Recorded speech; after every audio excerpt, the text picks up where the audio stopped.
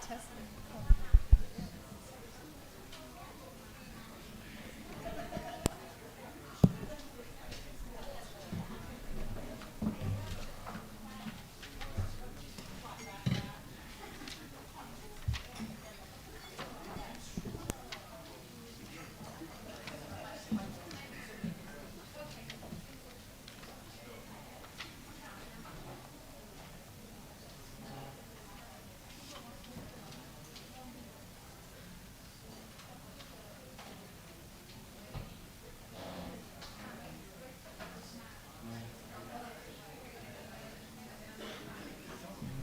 Okay, ba? Second niya ma. Mo na liwa. Tumana commission na dapat. Yung human rights. Wala. Yeah, 제가 하는 거 이 audience 뭐 이거 이거 가지고 막.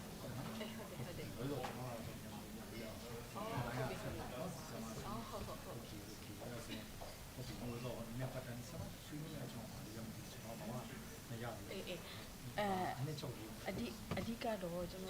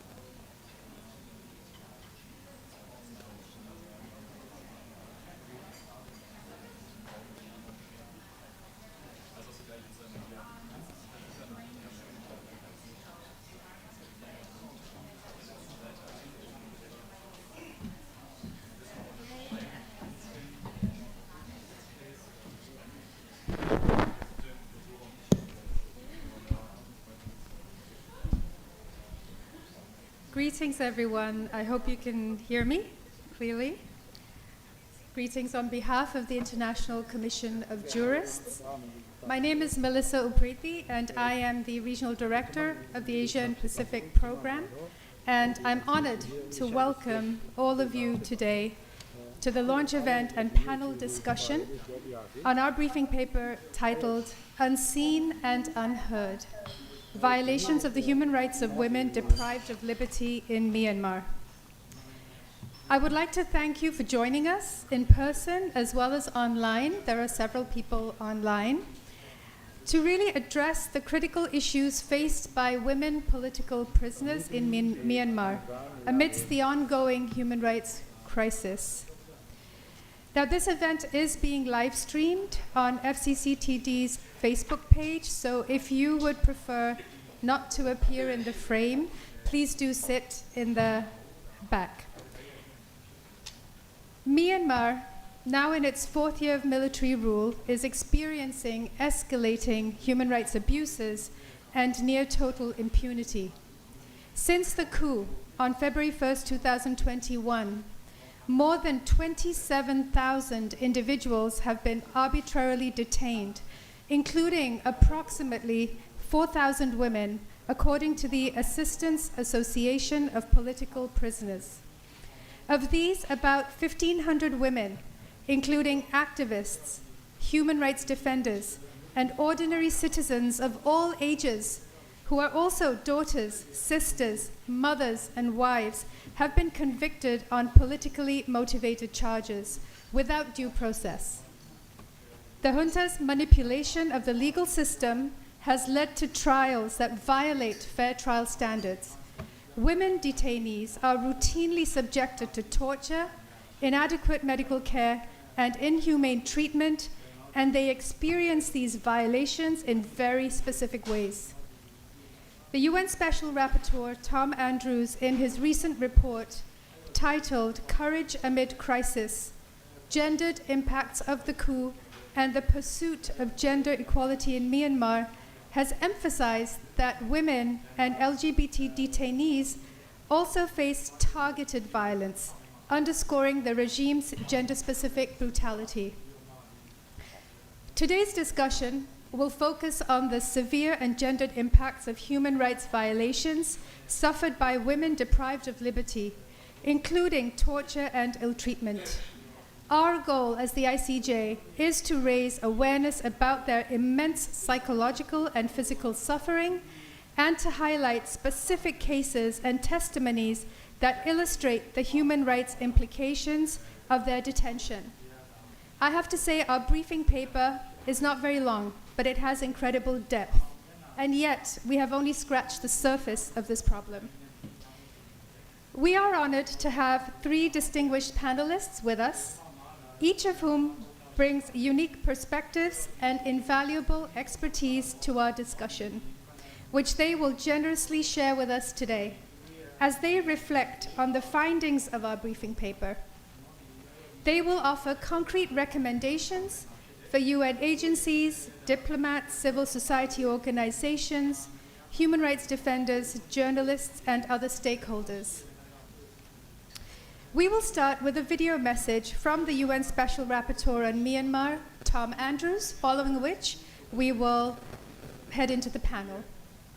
So with that, I think the video. We'll turn on the video. Video.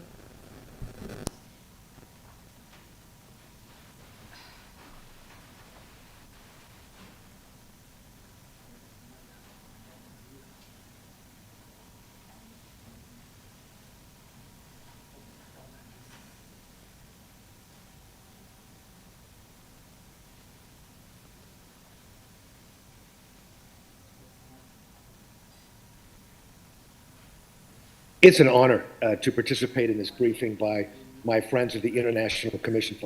of Jurists and the launch of their report, Unseen and Unheard,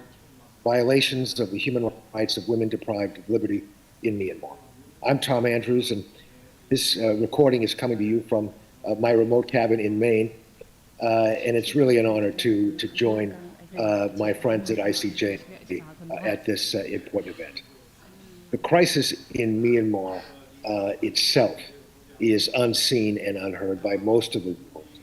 as conflicts and crises in other parts of the world dominate world attention. This creates a particular problem for the people of Myanmar, who are under siege by a military junta that are like mushrooms. They thrive in the darkness. Indeed, for decades, the military of Myanmar have done everything possible to systematically hide its atrocities from world attention. But while the crisis in Myanmar is unseen and unheard by most of the world, the impact of this crisis on women and girls remains particularly in the shadows. That is why ICJ's report is so important,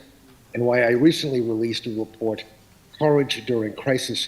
Gendered Impacts of the Coup and Military Oppression in Myanmar.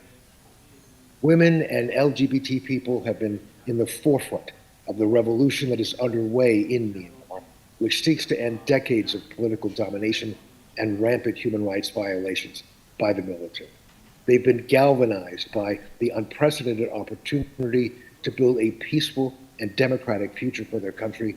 and dismantle the discriminatory and patriarchal hierarchies that have long kept them from enjoying their rights.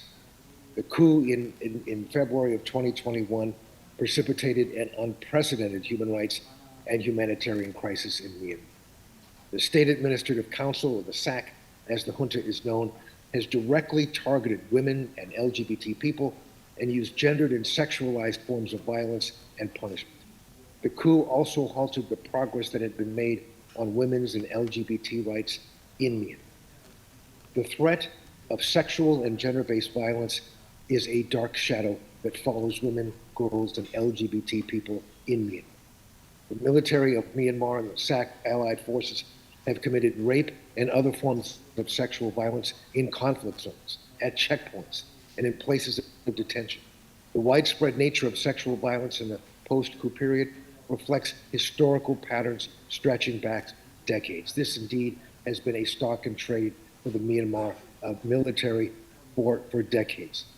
Cruelty and dehumanization have long been a hallmark of these forces, with reports of gang rapes, rape with objects, the rape of pregnant women and children, and victims being burned alive. SAC forces have weaponized the gender identity of sexual orientation of LGBT people, but resistance forces have also been responsible for acts of sexual and gender-based violence. Violence within homes and communities is of one of the greatest concerns of women, girls, and LGBT people in Myanmar. Domestic violence has risen dramatically since the coup, driven by displacement, economic stresses, and the abuses of drugs and alcohol. Many LGBT people have been separated from regular support networks and fear discrimination or even violence by family, by neighbors, and community members.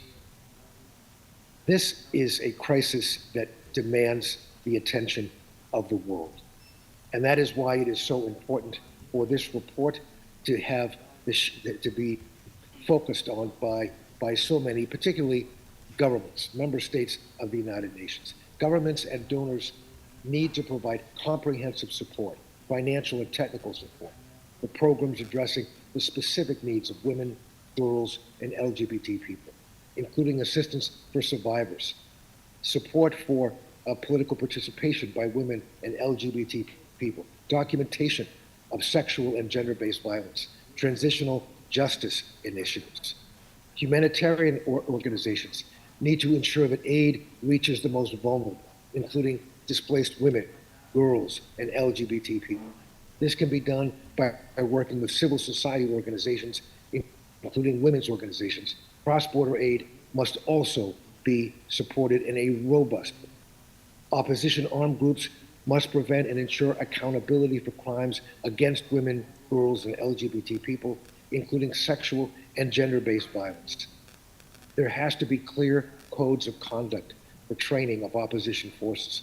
and support for those who are facing discrimination and harassment and worse within these communities.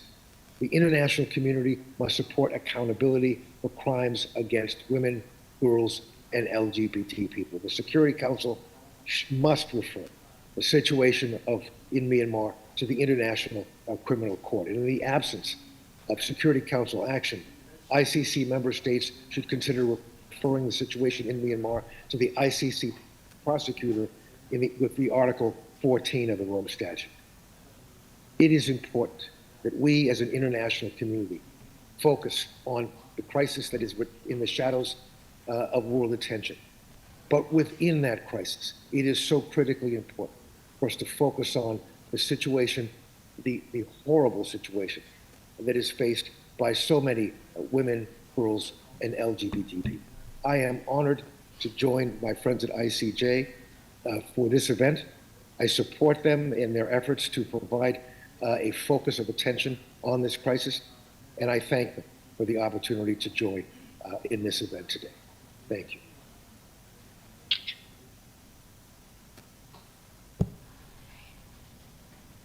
It's an honor to participate in this briefing.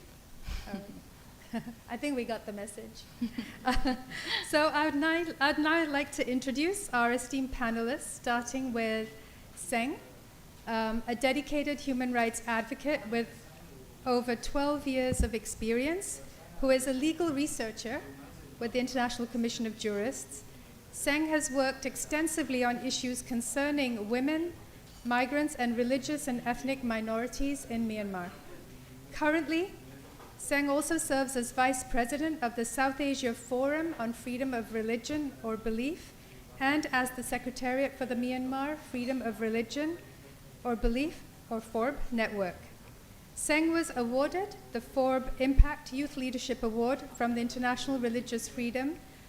or Belief Alliance for her ongoing advocacy on Myanmar's freedom of religion and belief issues.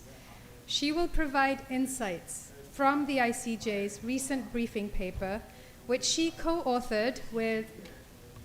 Darren Tan, our colleague who is somewhere in the audience. Darren, in the back. And she will discuss key findings on the gendered impact of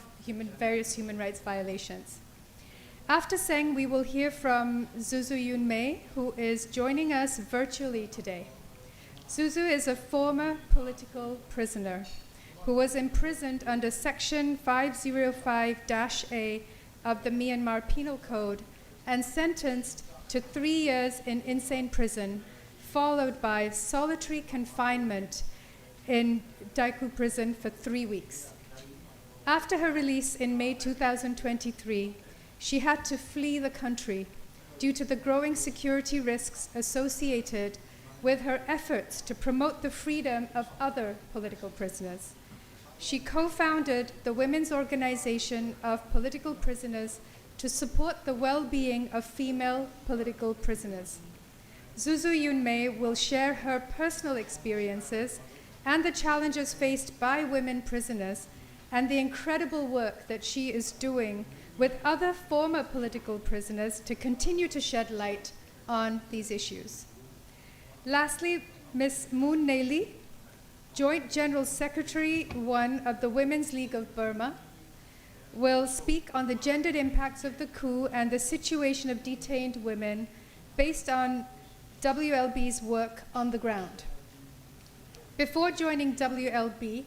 Moon was a former General Secretary of her mother organization, Kachin Women's Association Thailand, and also a part of Transitional Justice Network Asia,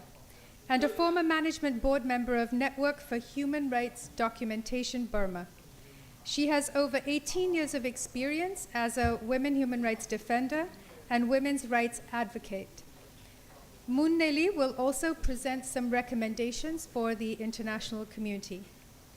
Each panelist will have 10 to 15 minutes to respond to a question, and after their presentations, we will have a Q&A session to further explore some of these issues. So with that, I'd like to request Seng to go first, and the question for Seng is, can you outline the key findings from the International Commission of Jurists report, particularly regarding the gendered impact of the human rights violations experienced by women political prisoners in Myanmar? How can international actors address these issues effectively? Thank you, Melissa. Hi, everyone again. Thank you for joining us today. So my presentation will be based on the compelling testimony of over dozens of female political prisoners and also their lawyers representing them. And I'm sure you have a few hard copies, of the books, already, with you. And it's also available to download, for those of you who might want the copies, on our website as well. As Melissa has pointed, earlier, in her remarks, from the moment of February 1, 2021, from the beginning of the coup, we have nearly 4,000 women have been detained for political reasons, with more than 1,500 women being convicted on political, motivated charges. And before going, deeper into the report findings, I would like to flag, the compounding experience of discriminations and violences experienced by those women, since the arrest. So in Myanmar, women are arrested not just only for their political activism, but also for other reasons as well. So here I wanted to flag that women face multiple layers of discriminations based on their overlapping identities, such as like ethnicity, religion. That's in addition to their gender identity and also the activisms. So I can give myself as an example because I am a member of Kachin ethnic minority group, which is one of the minority group in Myanmar, and also I belong to a Christian faith in Myanmar. So meaning that like with just these two identities, it put me at risk of being arrested by the Myanmar military junta under the Unlawful Association Act, which is quite notorious for having having this identity, that I was born with it, to associate it with the established, ethnic armed groups, if you have such a group, in your ethnicity. So my situation is just one example for many similar cases in Myanmar. And every day, people from ethnic minority group with established armed resistant forces face similar risks of detentions just because of our overlapping identity. So I just wanted to bring that into attention, and also the disproportionate impacts on women, whether they are activists, or human rights defender, or just ordinary citizens. So going into the report, I wanted to touch on four key issues here. The first one is the inhumane detention conditions in the prison. I'm sure my colleague and also our fellow panelist Zume will go deeper into that, but I will just discuss a little bit about that. So of course the Myanmar prisons are notorious for dehumanizing conditions that violates the international human rights standards, and particularly here from the report I wanted to bring attention to the religious minority issues, the angle of it, because in our interview one of the interviewee noted that she herself witnessed Rohingya Muslim women in the prison cell who was singled out and forced to sleep beside the toilet in her prison cell, even though their religious obligations need to pray in a clean environment every day, but she was singled out to sleep next to the prison the toilet. So that's just very one example. And then moving on to the denial of the healthcare services in the prisons, women detainees have been limited to access healthcare, and usually what they have received so far is the over-the-counter drugs and proper medical treatments is either denied or delayed intentionally in some cases. And gender-specific healthcare such as menstrual products and regular health services is also limited or either denied. And that has led to some of the pregnant detainees actually suffering miscarriages. In one of our interview, she lost her baby, because of her the brutal treatments and also the lack of care during one of the interrogation processes. And I just wanted to share this quote in particular. This is a bit, gruesome, for some of you maybe. So, but I just wanted to, read, what she has told us. So, while at the interrogation center, I faced sexual harassment due to my pregnancy. My interrogators warned me that I was fortunate to be alive because I was pregnant. Otherwise, they would have killed me. During the 16-day period of intense psychological and physical torment, I ultimately lost my pregnancy. And her experience is unfortunately not a unique one, because we have been seeing similar incidences have been reported by other interviewees and also as well in the media as well. So I wanted to discuss a bit, more on the sexual and gender-based violence, issues here. Women detainees also report the torture, sexual assaults and harassment during the interrogation, and also it is used as a punishment for their political activisms as well. So one of the lawyers that we interviewed recounted, the story of, the clients, who was like involved in the CDM was falsely, stripped, like civil disobedience movement, and she was like falsely stripped and left naked, in front of an intoxicated military interrogator during the interrogations. And that trauma has led her to take her own life, even though like she was like released, later.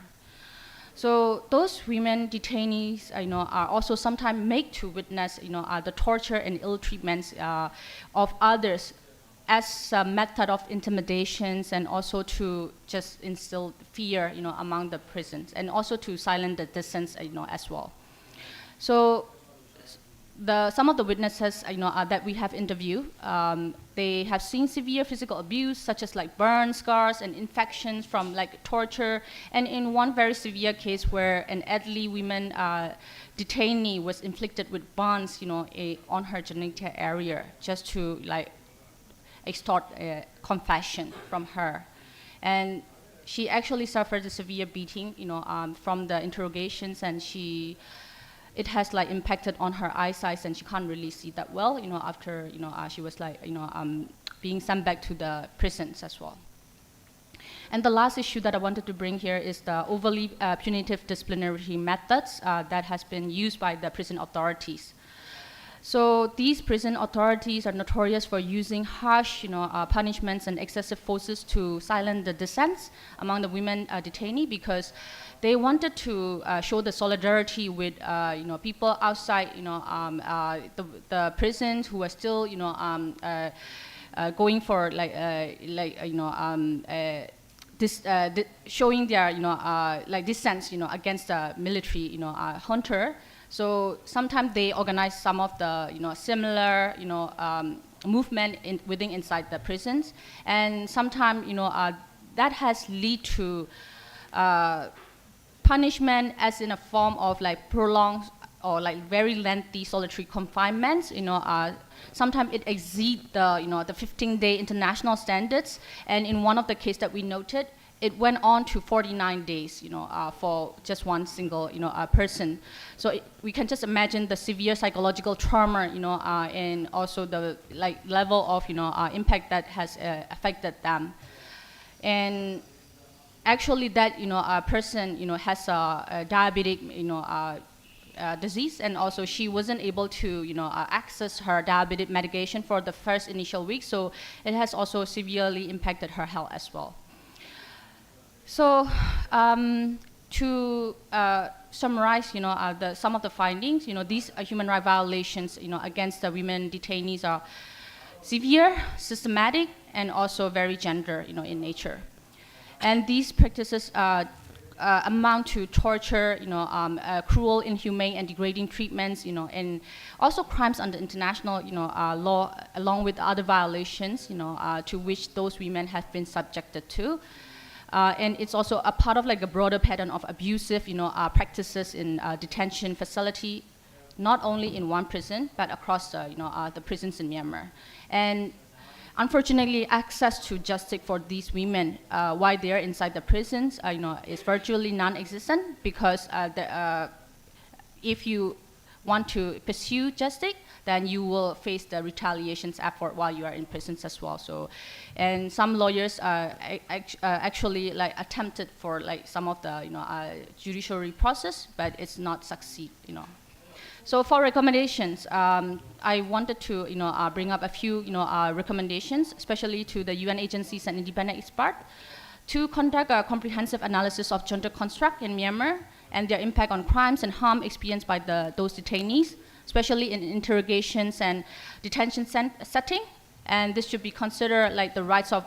victims, witness, and also suspects in future investigations and prosecutions.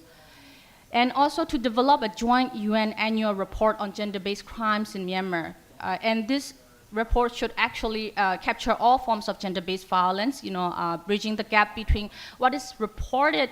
by Myanmar civil society, from the ground, and what actually appears on the official, UN report. This point I wanted to bring up because the 2024 SRSG annual report on CRSV actually refer to only 3 cases of, violence against 2 girls and 1 boy. So this is again like for the children monitoring process, and it's not even for like the political prisoners or any such similar cases. So you can definitely see this gender gap in terms of like a data as well. So we wanted to bring this up to your attention as well. And this is not about like case hunting or like seeking out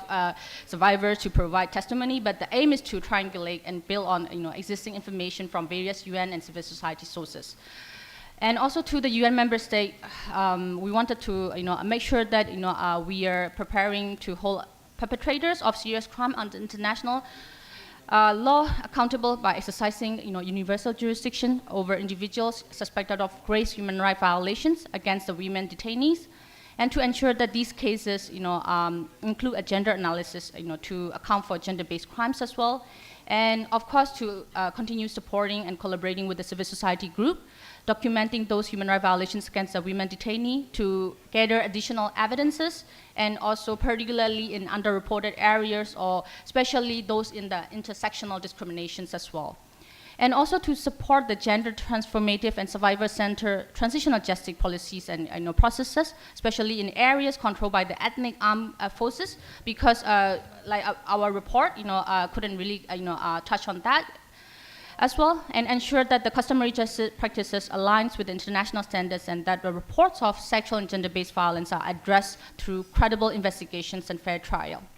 And lastly, to create an enabling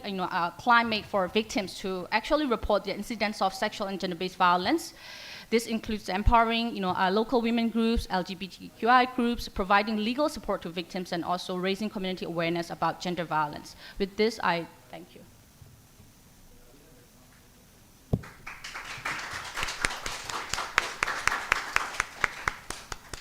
Thank you, Seng, for sharing those powerful testimonies, analysis,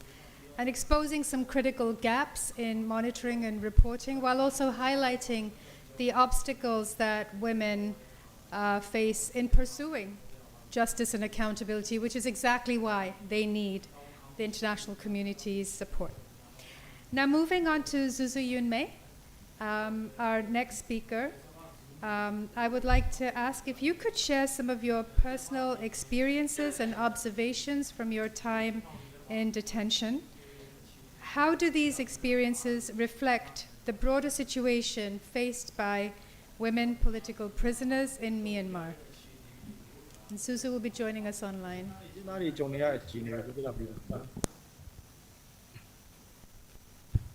Okay.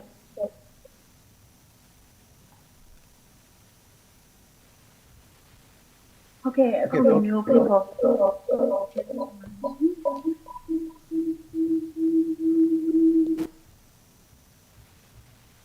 Hello?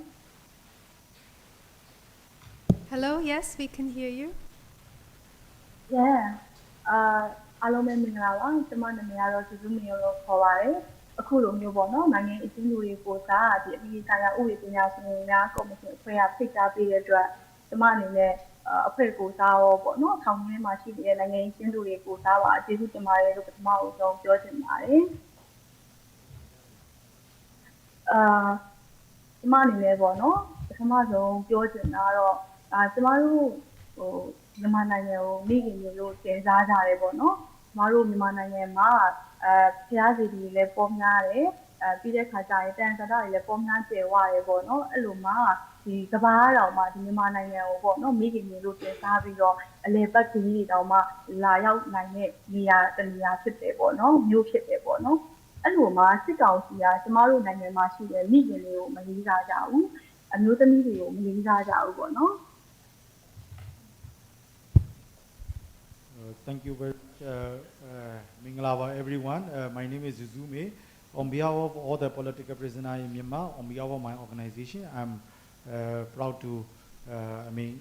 be part of this panel in the ICJ event. So,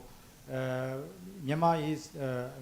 lot of Myanmar people call our own country as a motherland. So the land is filled with pagodas, and Myanmar is the tourist attraction for the Asian the religious sites. Okay. ပြီးတော့ကျမတို့ဒီဖမ်းဆီးတဲ့ခါကျရင်ပေါ့နော်ဒီစစ်ကြောရေးလိုနေရာမျိုးတွေကိုအရင်ဆုံးဖမ်းတယ်ပေါ့နော်ပြီးရင်နေအိမ်မှာလည်းဖမ်းတယ်လမ်းတွေမှာလည်းတွေ့ရမှာဒီ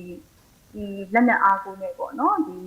ပြည်သူတွေကိုအပြစ်မဲ့တဲ့ပြည်သူတွေကိုရိုက်နှက်ပြီးတော့ဖမ်းဆီးတာမျိုးလုပ်တယ်ပေါ့နော်လက်ရှိမှာဆိုလို့ရှိရင်ကျမတို့ဖမ်းဆီးခံရတဲ့အချိန်မှာကျမတို့စစ်ကြောရေးတဲ့မှာဆိုရင်မရင်းမှုတွေပါကျူးလွန်ခံရတဲ့ပြည်သူတွေလည်းရှိတယ်ပေါ့နော် I was arrested in 2021 April, and then at that time, Myanmar junta is literally arresting everyone on the road who is a part of the demonstration. So, according to my experience, there are lots of sexual violence in prison. Some of them are even suffer the rape in the prison. Okay. ဒီသူတို့ကဒီအကြမ်းဖက်ဖမ်းဆီးရဲ့အပြင်ပေါ့နော်စစ်ကြောရေးမှာရှိတဲ့ဒီစစ်ကြောရေးမှာဖမ်းပြီးသွားရင်ဒီအကျဉ်းထောင်တွေကိုထည့်တယ်ပေါ့နော်အဲ့ဒီအချိန်မှာအမျိုးသမီးတော်တော်များများပေါ့နော်ဒီလိမ်မိုင်းဆိုင်ရာကျူးလွန်မှုတွေညှဉ်းပန်းနှိပ်စက်မှုတွေခံခဲ့ရတဲ့အပြင်စိတ်ပိုင်းဆိုင်ရာပေါ့နော်စိတ်ပိုင်းဆိုင်ရာပါရှင်းချမှုတွေကိုပါခံစားရတယ်ပေါ့နော်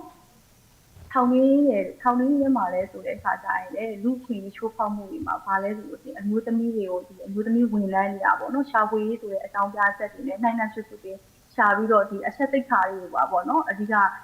ဖုံးဝယ်ထားလို့ရတဲ့အဆက်သိက္ခာတွေကိုပါပေါ့နော် opportunity နဲ့ဟိုဒါလူခွင့်ချိုးဖောက်ပြီးတော့ကျမတို့ရဲ့ဒီစာဝတ်နေရေးကိုအားစားပေါ့နော်ကြက်တဲမှုတွေလောက်တာအားစားရင်ဆိုင်နေရတယ်ပေါ့နော် So in a lot of women are sent to the notorious interrogation centers, and then before they sent to the prison. So in that interrogation center, a lot of women suffer mentally and physically. So under the title of searching the body, they strip naked. Women are stripped naked in front of all the interrogation officers. Okay. လက်ရှိမှာဆိုလဲပေါ့နော်နိုင်ငံရေးအကျဉ်းသူတွေအနေနဲ့လွတ်မြောက်လာတဲ့နိုင်ငံရေးအကျဉ်းသူတွေရောထောင်ထဲမှာတန်ရှိနေတဲ့နိုင်ငံရေးအကျဉ်းသူရောဒီစိတ်ပိုင်းဆိုင်ရာပေါ့နော်ထိခိုက်မှုအပြင်မိသားစုနဲ့ပါခွဲခွာနေရတဲ့ဝေဒနာပေါ့နော်ပြီးတဲ့ခါကျရင်ယောက်ျားမတွေ့လို့သားမတွေ့လို့ဆိုပြီးမိခင်တို့ဖမ်းလာတယ်ပေါ့နော်ယောက်ျားမတွေ့လို့ဖမ်းလာတဲ့အချိန်မှာကိုဝင်တယ်တွေပါပါတယ်ပေါ့နော်လက်ရှိမှာအဲ့ဒီကိုဝင်တယ်တွေကဒီထောင်ထဲမှာပဲကလေးတွေကိုမွေးဖွားရတယ်ပေါ့နော်အဲ့ဒီခါကျတဲ့ခါကျသူတို့ရဲ့ကျန်းမာရေးအားစားလုံလုံလောက်မရရှိတာမျိုးပေါ့နော်အခက်အခဲများစွာနဲ့ရင်ဆိုင်နေရပါတယ်ဟုတ် A lot of women suffer mental breakdown in the prison, and then some women are arrested not because they are part of the demonstration or any political movement. Sometimes when the military search their house, if they cannot find the activists such as their sons or husband, they arrest their woman and mother. So some pregnant women are arrested and put to the prison, and then some of these women lost their pregnancy. So there are lots of health and psychological issue upon the women prisoners. ထောင်ဆိုတာပေါ့နော်ကျမတို့အနေနဲ့ထောင်ဆိုတာကျန်းမာရေးရောစာဝတ်နေရတာဆက်ခဲတဲ့နေရာဆိုတာတော့အားလုံးသိတာဖြစ်တယ်ပေါ့နော်ဒါပေမဲ့လက်ရှိမှာပေါ့နော်နိုင်ငံရေးအကျဉ်းသူတွေအနေနဲ့ဘယ်လိုရင်ဆိုင်နေရလဲဆိုရင်ထောင်ထဲမှာပေါ့နော်တခြားအမှုတွေလည်းပါရောထားတာမျိုးရှိတယ်ပြီးတဲ့ခါကျရင် HIV AIDS ရှိတဲ့ယောဂတွေပြီးတဲ့ခါကျ TB ယောဂတွေပေါ့နော်အဲ့လိုယောဂတွေကိုစေးရုံဆောင်မှာမထားဘဲနဲ့ဒီအဆောင်နေမှာပဲပေါ့နော်အမျိုးသမီးဆောင်နေမှာပဲထားတဲ့အတွက်လက်ရှိမှာဆိုနိုင်ငံရေးကျင်းသူတွေအနေနဲ့ပေါ့နော် AIDS ဝေဒနာဝါစာအထဲမှာရောပြန်လည်လွတ်မြောက်လာတဲ့တချို့တစ်ဝက်ဒီမှာလည်းခံစားနေရတာမျိုးရှိတယ်ပေါ့နော်ပြီးတဲ့ခါကျရင်အရေးပြားရရံမှုဝေဒနာတွေပေါ့နော်အရေးပြားယောဂတွေဆွဲတက်လာတာမျိုးတွေအာရုံကြောအားနေတာမျိုးတွေနှလုံးယောဂအစအဲ့လိုဝေဒနာတွေအစလက်ရှိမှာရင်ဆိုင်နေရပါတယ်ဟုတ် The prison condition is terrifying. So I mean, a lot of political prisoners are staying in the cell with the other criminals, and then the political prisoners are living with the other transmittable patients. So something like HIV patient and tuberculosis patient. So some female political prisoners even suffer the HIV because of this kind of close living situation in the prison cell. Some even also suffer the skin diseases, cardio-related diseases. လက်ရှိမှာစစ်ကောင်စီကပေါ့နော်ဒီတော်လိုင်းကြီးကာလတွေမှာပေါ့နော်သူတို့လည်းမတည်ရန်သူဆိုတဲ့အနေအထားမျိုးတွေနဲ့ဖန်ဆီးခံလာရတဲ့အချိန်မှာနိုင်ငံရေးအကျဉ်းသူတွေပေါ့နော်နိုင်ငံရေးအကျဉ်းသူဒီတော်လိုင်းအမျိုးသမီးတွေကိုပေါ့နော်ဖန်ဆီးလိုက်တဲ့အချိန်မှာသူတို့ဒီအကျန်းဖက်ရုံတွေမကဘူးပေါ့နော်ဘယ်လောက်ထိဖိနှိပ်ချုပ်တဲ့ထဲလဲဆိုရင်လက်ရှိမှာပေါ့နော်သူတို့အနေနဲ့ဖန်ဆီးလိုက်တဲ့အချိန်မှာနိုင်ငံရေးအမှုမဟုတ်တဲ့တခြားအမှုတွေလည်းပေါ့နော်ဖန်ဆီးထားတာမျိုးတွေလက်ရှိမှာတိုက်ပိတ်အရေးယူထားတာမျိုးတွေလည်းလက်ရှိမှာပေါ့နော်တခြားကျမတို့နိုင်ငံရေးအကျဉ်းစုအမှုပုံမှန်မဟုတ်ဘဲနဲ့တခြားအမှုတွေလည်းရင်ဆိုင်ရတာတွေလည်းကြုံတွေ့နေရပါတယ်လို့ဟုတ် A lot of female activists are arrested and sued under the various legal sections. Some are under the solitary confinement for a very long time. ကျမဟာပေါ့နော်ကျမအနေနဲ့လည်းကျမဖန်ဆီးလိုက်တဲ့အချိန်မှာလည်းကျမရဲ့သမီးလေးက6လသားကြီးဆန်နေတယ်ပေါ့နော်ကျမကိုနေမှာလာဖမ်းပြီးတော့ဒီစခန်းမှာပေါ့နော်တညစစ်ပြီးတော့နောက်မနေ့မှာဖြူပြစာစစ်တော်ရိုးပို့ဆောင်ခဲ့တယ်ပေါ့နော်ပို့ဆောင်လိုက်တဲ့အချိန်မှာအဓိကဘာလဲဆိုကျမတို့ဒီ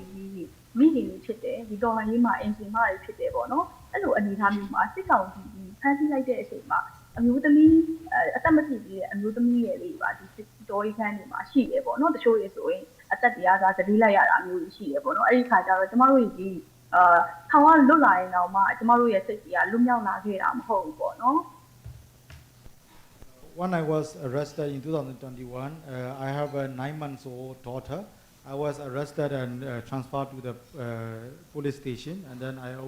I was interrogated in police station for one night, and then in the next day I was sent to the Shibida interrogation center. So when I was there, I learned that there are many underage girls and also elderly women are also imprisoned in the same cell. Yeah. ဒီနေ့ခါကြတော့ပေါ့နော်ကျမတို့ဘာကြောင့်ပေါ့နော်လက်ရှိမှာထောင်ကလွတ်လာပြီးတော့ဒီလူမျိုးတနေရာနေပြီးတော့ပေါ့နော်ဒီတော်လိုင်းရေးမှာတောက်တနေရာနေပေါဝင်လဲဆိုလို့ရှိရင်ကျမတို့ထောင်ထဲမှာပေါ့နော်အကျဉ်းထောင်ကြီးမှာရှိနေတဲ့နိုင်ငံရေးအကျဉ်းသူအကျဉ်းသားတွေဟာသူတို့ဒီကမ်းလက်မဲ့လက်တွေကိုမျှော်လင့်နေကြပါတယ်ကမ်းလက်မဲ့လက်တွေမျှော်လင့်နေတဲ့အချိန်မှာသူတို့ဘေတော့များသူတို့ဘယ်သူရလက်လေးကိုဆွဲပြီးလာပြီးတော့ပေါ်ထုတ်သွားမလဲဆိုတော့မျှော်လင့်ချက်တွေနဲ့အသက်ရှင်နေကြတယ်ပေါ့နော်ဒါပေမဲ့သူတို့ဒီစိတ်သက်ကြမနေဘူးတောက်ခံနေကြသေးတယ်ဖြစ်တယ်ပေါ့နော် After I was released from the prison, I went to the place of the freelance. So when I was there, I always think about my fellow prisoners. And my fellow prisoners, they are not depressed. They're always hopeful, and they are also waiting for the helping hands to be released from the prison. ဒါကြောင့်လေပေါ့နော်အခုလိုလွန်မြောက်တဲ့နေရာတနေရာအနေနဲ့တော့ပေါ့နော်ကျမတို့ဒီလူအားလွတ်လာတယ်စိတ်တရားအကျဉ်းထောင်ထဲမှာတန်းရှိနေတာဖြစ်တတ်တယ်ပေါ့နော်အရာအလုံးဆွတ်လို့ပြီးတော့ဒီဘက်မှာပဲအမျိုးသမီးတွေလွတ်လာတဲ့အမျိုးသမီးတွေရင်ဆိုင်နေသေးပေါ့နော်တော်လိုင်းနေကြတဲ့အမျိုးသမီးကလက်ရှိမှာဆိုလို့ရှိရင်အကျဉ်းထောင်ထဲမှာရှိတဲ့နိုင်ငံရေးအကျဉ်းသူတွေကိုကယ်ထုတ်နိုင်ပြီးဒီလမ်းမောင်းစုံတွေလည်းစူးစမ်းနေပါတယ်သူတို့လက်ရှိမှာဆိုရင်ထောင်ပြောင်းချွေပြီးဆိုလို့ရှိရင်အရင်တော့ဆိုရင်အရင်နှစ်တွေကနိုင်ငံရေးအကျဉ်းသားတွေကိုပဲခေါ်ထုတ်တက်ဖက်တာမျိုးရိုက်နှက်တာမျိုးကျူးလွန်နေကြတာပေါ့နော်စစ်ကောင်စီကဒါပေမဲ့လက်ရှိမှာဆိုလို့ရှိရင်နိုင်ငံရေးအကျဉ်းသူတွေကိုပါထောင်တနေရာနဲ့တနေရာကိုထောင်ပြောင်းလိုက်တဲ့ခါကျရင်ညှဉ်းပန်းနှိပ်စက်မှုတွေနဲ့ငါပဲတစပေါ့နော်မမတ်ရန်ဆဲဆိုမှုတွေနဲ့တိုက်တဲ့ကောင်မှထွက်လာတဲ့ကောင်မတွေကိုမရင်းကျင်နေဆိုပြီးအတူတတောင်းတော့မရှိတဲ့နိုင်ငံရေးအကျဉ်းသူတို့ရှိန်ချောက်မှုတွေနဲ့ပေါ့နော်ပြီးတဲ့ခါကျရင်ရိုက်နှက်ပြီးသွားရင်တိုက်ထဲကိုပို့ပြီးဆိုရင်တော့မှစေဝါပေါ့နော်စေဝါကုသခွင့်မပေးဘဲနဲ့တိုက်ထဲကိုပစ်ထားခံရတဲ့နိုင်ငံအကျဉ်းသူတွေလည်းရှိနေပါတယ်ဟုတ် I'm still advocating for my fellow prisoners. So what's happened is there are lots of newly transferred inmates. So when they are in the prison, the prison authority said, if you violate the prison rule, you are going to be raped. So this is the message they always, the prison authorities are giving to the female inmates. So they also don't give any medical care, and then also when they are tortured, they are also left in the solitary confinement for many weeks. နောက်ဆုံးအနေနဲ့ကျမမိသားရဲ့ခံနေတာပေါ့နော်ကျမတို့ဒီအမျိုးသမီးတွေဖြစ်တယ်ပေါ့နော် ကျမတို့အမျိုးသမီးတွေဆိုရင်ကျမတို့ဒီတိုးလဲကြမနေတဲ့အမျိုးသမီးတွေဖြစ်တယ်ဒီလိုတော်လှန်ရေးကာလတွေမှာဆိုတန်မာနေတဲ့အမျိုးသမီးတွေအင်ရှင်မတွေဖြစ်တယ်ပေါ့နော်ဒါကြောင့်ကျမတို့နဲ့အတူတူပေါ့နော်ထောင်ထဲမှာရှိတဲ့နိုင်ငံရေးအကျဉ်းတွေလွတ်မြောက်ဖို့အရေးရောပြီးတဲ့ခါကျရင်ဒီနိုင်ငံပြန်ပြီးတော့ပေါ့နော်ပြည်သူအာဏာပြည်သူလက်ထဲကိုပြန်ရောက်ဖို့ဆိုလို့ရှိရင်ဒီနိုင်ငံတကာရဲ့အားလိုအပ်ပါတယ်ဒီမိဘအဖွဲ့အစည်းတွေရဲ့စုစည်းပြီးတော့ပေါ့နော်စီစီလုံးလုံးနဲ့တိုက်ယူရမယ်အားတွေလိုအပ်ပါတယ်ပြီးရင်ဒီလိုမီဒီယာအားလိုအပ်ပါတယ်အဓိကတော့ဒီ online မီဒီယာရဲ့အားကလည်းတောက်တလေကအရင်အရေးပါတဲ့အနေအထားရှိတယ်ပေါ့နော်အဲ့ဒီခါကျတော့ကျမတို့ကလည်းတက်နိုင်တဲ့အပိုင်းနဲ့စူးစမ်းသွားမှာဖြစ်တဲ့အတွက်ကျမတို့ကိုလည်းလက်တွဲဖော်ပါပြီးတဲ့ခါကျရင်ကျမတို့အသေးမှရှိတဲ့နိုင်ငံရေးကျင်းသူကျင်းသားတွေကိုလည်းအကောင်းမွန်ဆုံးနဲ့အိမ်ပြန်ရောက်လာဖို့ဆွဲခေါ်ထုတ်ပေးကြပါလို့ကျမမေတ္တာရက်ခံပါတယ်လို့အားလုံးကိုကျေးဇူးတင်ပါတယ်ရှင် Before I conclude, I would like to request that we are women, and then we are really hopeful for the peaceful and democratic future for our country. To achieve our goal, I would like to get the support from the international community, media personnel, and also the general public. Thank you very much.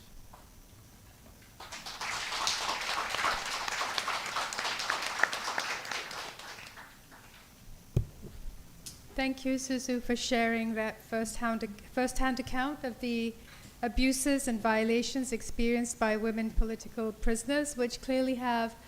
very far-reaching, if not life-changing consequences. And, you know, these women and girls have a right to seek judicial and other kinds of remedies. There are obviously limited opportunities in Myanmar with the breakdown of the rule of law and because the perpetrators are part of the state and also within Myanmar, which is exactly why they need our support. So now I'd like to give the floor to Munneli and ask the question. From your perspective with the Women's League of Burma, what are the specific gendered impacts of the coup on women, particularly those who are detained? And what recommendations do you have for the international community to meaningfully support these women? Thank you. Thank you so much. Yes, again, my name is Moneli from Women Leagues of Burma. So as WLB, that is long time already working for this issue, especially for end sexual violence in conflict, including the conflict-related sexual violence, and also the end impunity. Because in our country, the military is also, committed this kind of the international crimes, spread and also widespread, and also the systematically. So that's why we're calling to the international is also this kind, to end and also support for end this kind of the international crime. So then as WLB is continue working since 2021, this military attempt that could happen again in our country, we are focused to support for the survivors, not only the conflict-related sexual violence survivor, but also including the political prisoner, especially for women political prisoner. When we are supporting this, the survivors, we, facing a lot of challenges and difficulty, because we have limited funding, and also the security is also, increasing. There is high reason is for our security. Even though we are give, support like basic needs of food or some kind of the, small material, but the military, the authority is also tracking and also follow to us. And some of our college is, also the tracking by the military, and also some are already took arrest. So the current situation, because of this military attempt that could happen again in our country, that is increasing the gender-based violence cases. At the same time, that is also the women peace and security issue is the very high, in our country. Before 2021, that is only the conflict area, especially the non-Burman ethnic nationality, the area is happening this kind of the crime. But now, cross-country. So that's why for women and girls are no safety place. Even though they are living in the home, in the house, when the soldier is coming and broke down, broke the door and come and rape and kill this kind of the case is ongoing happening. So that's why women and girls are really difficulty and really dangerous situation in the currently. And also the military is also, bombing the airstrike or mortar shelling. So because of this is also directly affected the women's, especially, who are pregnant women or who are very small baby, something like that. So that's why there is, ongoing happen in across country. So as the WLB is also continue fighting to give support to the survivor, not only survivor, but also their family member through our running the safe house and give counseling to the, the survivors. So there is what real happened in the ground situation. So as WLB, when we finding this, the case is ongoing happening. When we look at to the women political prisoner is also a big challenges and difficulty situation when our friends already share a lot of the difficulty situation and terrible thing is happen at the detainee and also in the prison. So that's why we need a lot of helping for the international community. So as the WLB is also continue work in this field, including the gender equality for promoting women's rights. At the same time, we are work for the women peace and security. So under this, for special, especially for strategy, including the increasing the women participation in all kinds of the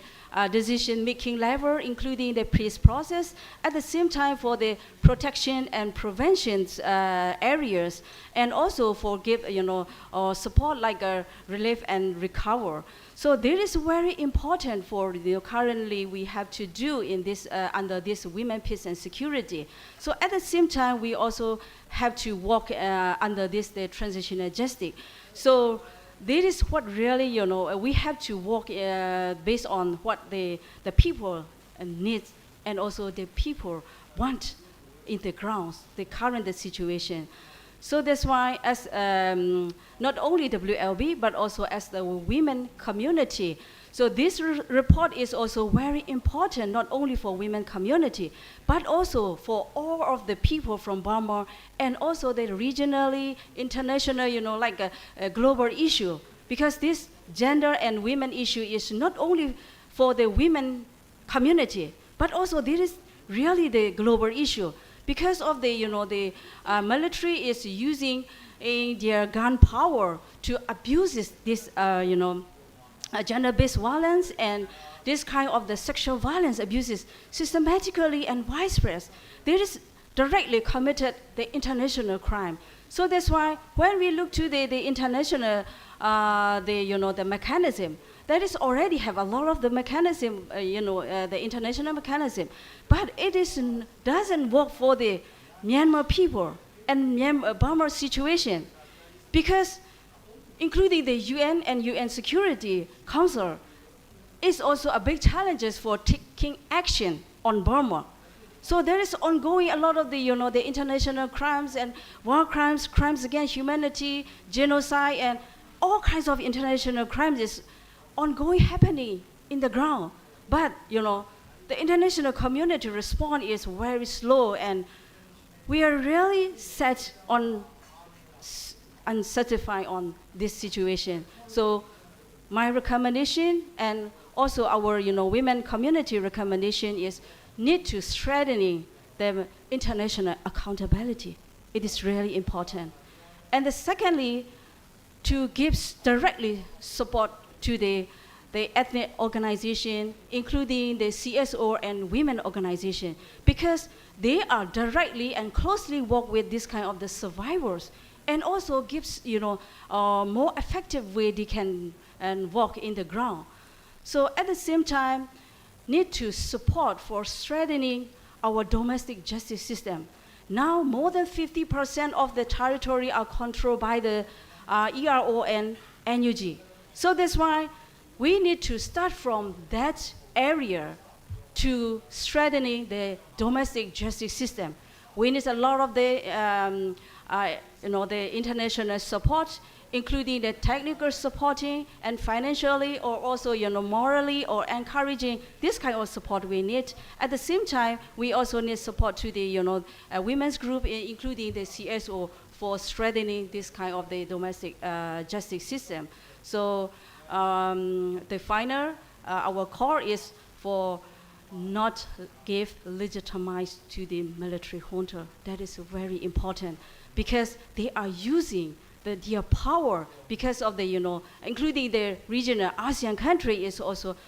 give a lot of favor to military junta. That is more, increasing the conflict in the country. Thank you so much.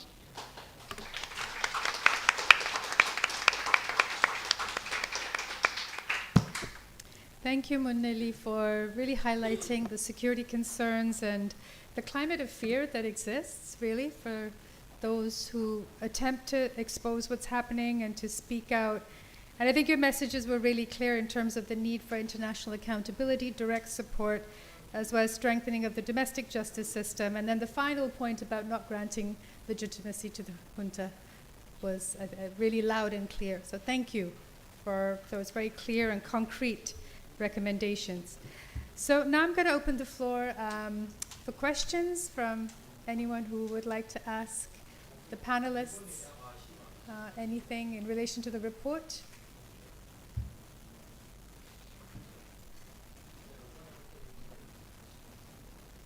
Who would like to go first? Please go ahead. Please state your name and affiliation. Although I'm sure you all pretty much know each other really well.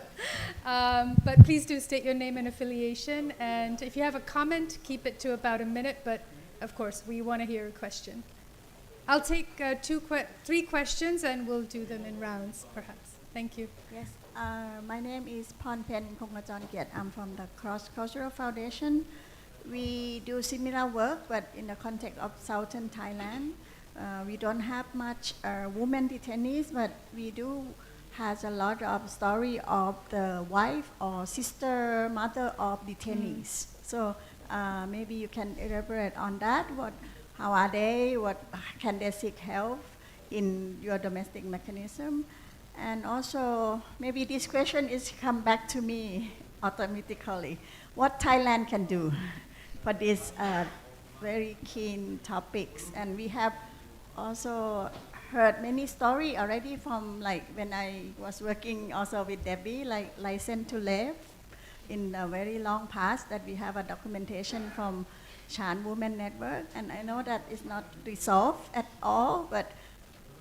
now come back to Thailand because Thailand is going to be a candidate for UN Human Rights Councils, and the voting is coming very soon, and so we would like a really key recommendation from you both or people in the online what Thailand can do, particularly for the Thai government who is going to lead the Human Rights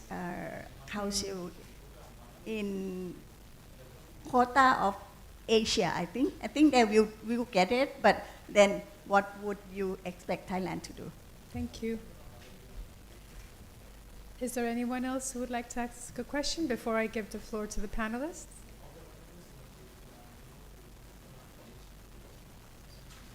No? Okay, so we'll just go with that for now. Who would like to take the question? Or maybe each one of you can also respond if you have any specific thoughts about Thailand's role. Yeah, so I think there's 2 part of questions, from our fellow colleagues from the Cross Cultural Foundations. The first one is, are there any, domestic mechanisms or like the justice, to assess justice from the sisters, mothers of those detainees? Unfortunately for now, from our engagement with the human rights lawyers, domestically, there is no such mechanism in the formal systems, even though it should be there, but it's not working, for now. So that's the first question, and in terms of, I think, Thailand, there are a couple of, I think, considerations from our ends, especially given the fact that there are a lot of mobilizations. Of course, after the 2021 a military coup, a lot of the peoples, including political, a lot of migration movement happens, and depending on how you define those migrants, are you a political, motivated, or you have to flee the country, or are you just an economic migrants? So Thailand has been home to many of the economic migrants, for Myanmar, migrants for many years, and especially after the 2021 military coup, I think we have seen a lot of patterns and also influx of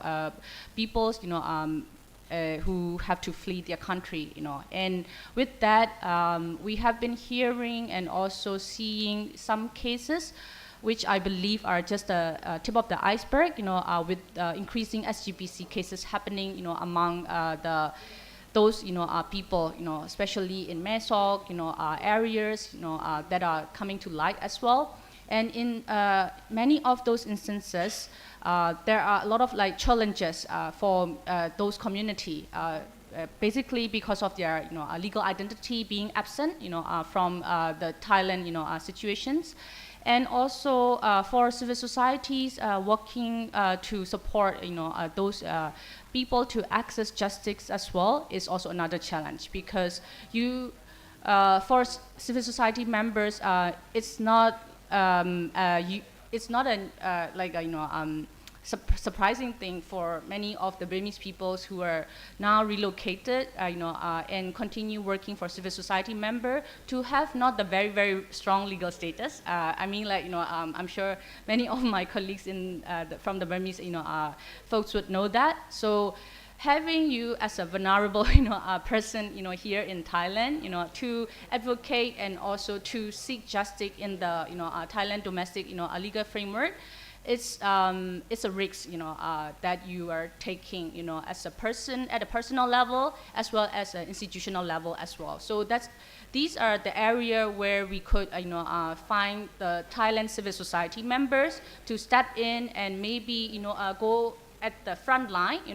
for I think helping those civil society communities as well as the victims and survivors of those BC cases as well. So that's one recommendation that I can think of from the top of my head for now. And with that, I think I hand it over to my colleague here, Semamon. Yes. Thank you so much for a very important question. And also thank you to all of our Thai friends, because they are morally or, everything they are strongly support to us. So that's why we can stand until now. If not, well, our moral or, everything can be destroyed anytime because of the current situation. So then, thank you. And also, we really want continue strongly support with us and stand with us. It is really important because we are neighboring. So that's why we really hope to the Thai people, including the Thai government. So we really want and we really need the support from the Thai government. We also want to say thank you to the government because, unseen, they also support to our movement. So that is also really helpful and supportive to us, but need to strongly support, especially for women human rights defender and also activists. They currently, that people cannot live in the country. They have to force to flee into the neighboring country, not only in Thailand, but also to the other country. They're facing a lot of difficulty. So please continue support. Thank you.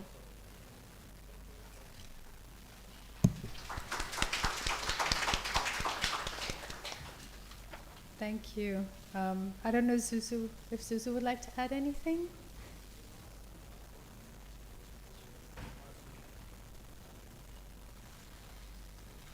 In response to the questions about domestic mechanisms and Thailand's role.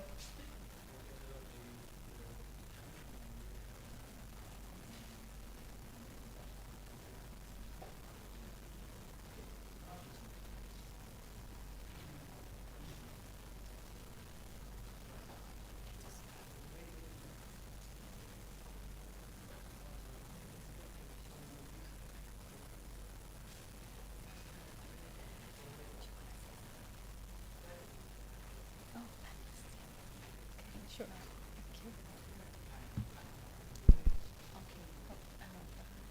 No? Okay, thank you. So we've received a question from an online participant.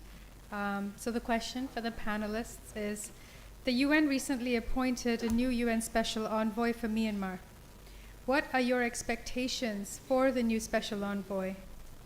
Can you share your opinions as to how she can support your important work?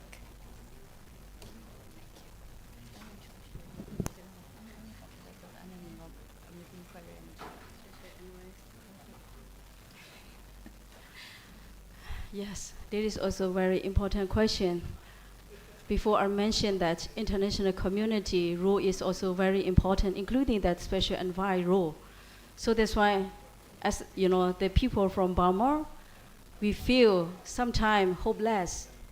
and also sometimes we feel uncomfortable when we're talking in front of the people, and also when we're calling to the UN or international community. Mostly, they are more focused for their own business and also benefit. So sometimes we feel so sad and so sorry on this situation. So we really hope on special envoy, the new. So that's why, as the not only WLB, our women's community, women's network, sending a letter to special advice already for what we really want, and continue raise the voice of the people from the ground, and also the women's voice to reach the higher people who making decision from all countries of the political leaders, and also especially for start taking the action on Burma. It is really important. Thank you so much. From my side, I think I would want to add like 2 points. This is again going back to one of my recommendations about developing a UN joint annual report to make sure that the data are actually reflective of what is being reported on the ground. Because we understood that like those data being reported and also reflected in the UN level report are usually coming from the UN domestic mechanisms, such as like the monitoring mechanisms that are still present and still run by some UN agencies still inside the Myanmar. So we wanted to make sure that the efforts, especially risking their life, by the civil society members, journalists, and also the human rights defenders, are not going in vain, and they are actually, being reflected, and reported as a verified cases in the UN, report as well. So that these cases are, are not being forgotten, among the global crisis happening around the world. So that's like one point that I could, raise. And then the other point is, along with those, increasing documentations and monitorings of those human rights violations happening on the ground, we already, seen that the domestic justice mechanism totally collapsed, for Myanmar. So our only last resort is for those victims and survivors to pursue justice at the international accountability platforms. And if you actually look at those platforms, those are very, very limited space for civil society members, just like my fellow panelist Aisema Mon has pointed out earlier, to use those documented data to actually pursue justice, and to make sure that those data are not being rested somewhere else and make it for the future. What can we do from our end as a special envoy with that position? There should be some advocacy to make sure that those data are actually utilized in some of the international platforms, such as like a universal jurisdiction mechanism for crime committed against a broader like vulnerable groups such as ethnic, religious minority, including the women issues who are actually suffering from those violations for the past 70 years. I'm not even saying about like the 2021. Myanmar is a country with ongoing conflicts, for 70 years. So imagine about like the past crime that we have suffered. So we have to make sure that those are one of the priorities, that the special envoy, positions to take up. Thank you.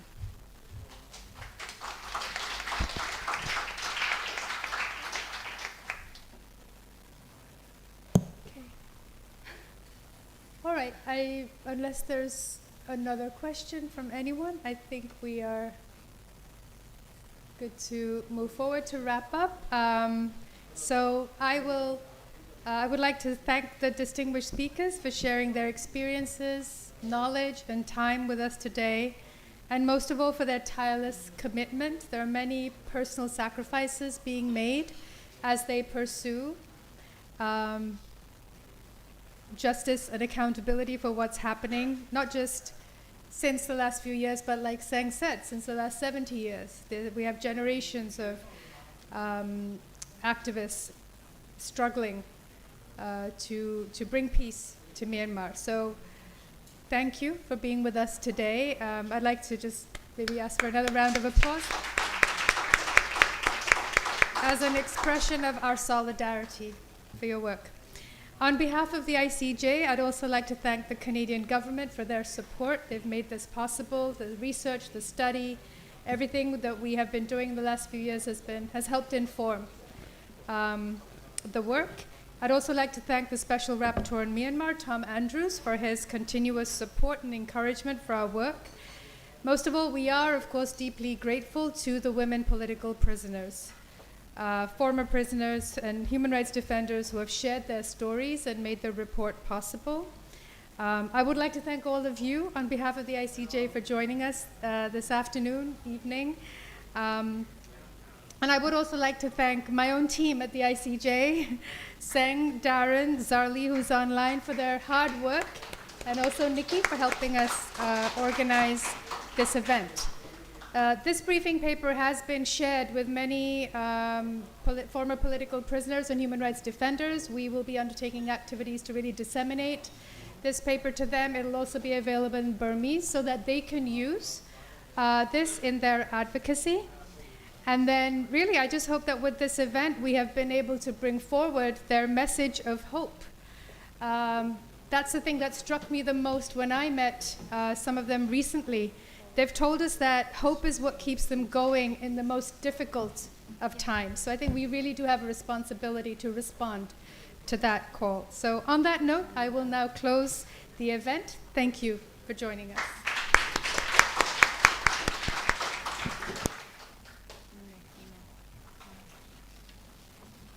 Please help yourself to some snacks and coffee if you haven't already.